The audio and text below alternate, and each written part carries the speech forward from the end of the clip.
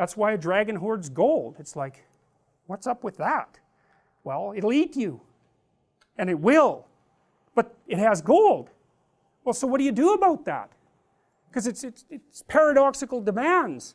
Well, what you want to do is face the dragon and get the damn gold. That's what you want to do.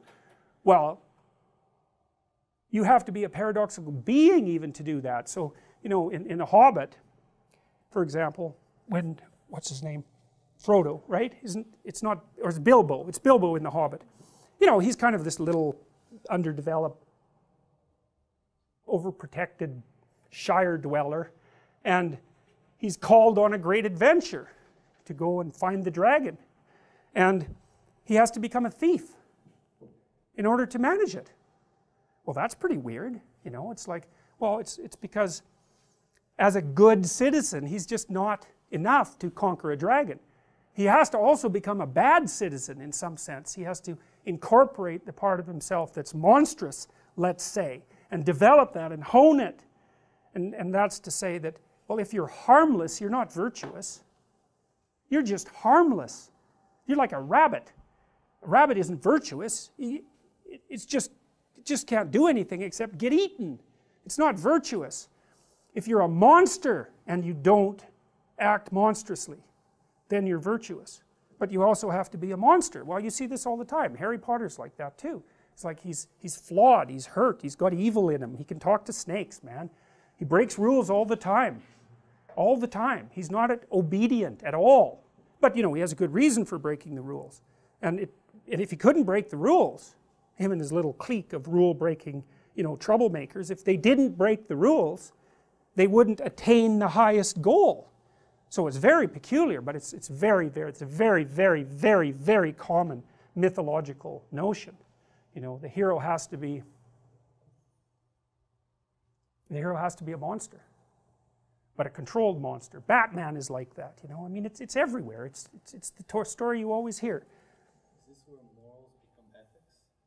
Meaning, you have to be more precise. I feel like, because everyone's moral, but in order to become ethics, you have to refine the morals. And so you have to kind of go into... Well, that's a good question, you know, because one question is, you know, you're kind of implicitly moral insofar as you're socialized. But that's sort of procedural, it's just built into you. This is different. This is also becoming conscious of it and expanding out your personality into dimensions that it wouldn't normally occupy. So this happens to people all the time.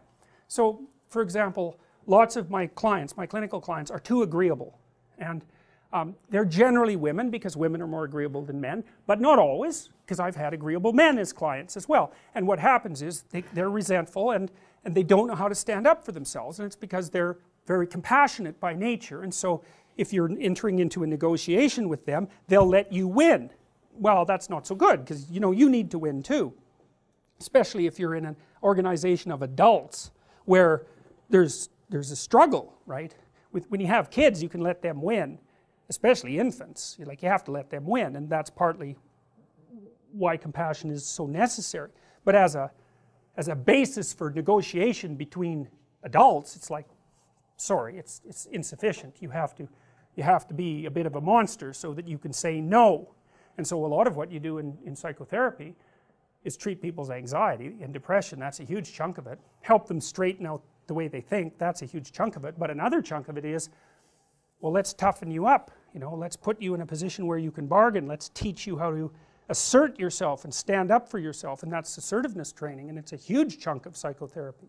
And you need to learn it. It's like, because part of how you regulate your interactions with other people is to negotiate. And you cannot negotiate unless you can say no. You can't do it. And it causes conflict to say no, and if you don't like conflict, which is basically the definition of being agreeable, then you can't tolerate the conflict, and so then you can't negotiate on your own behalf, and so then you keep losing, and you're bullied, and you know, it's not good. Then you get resentful, and it's really not good.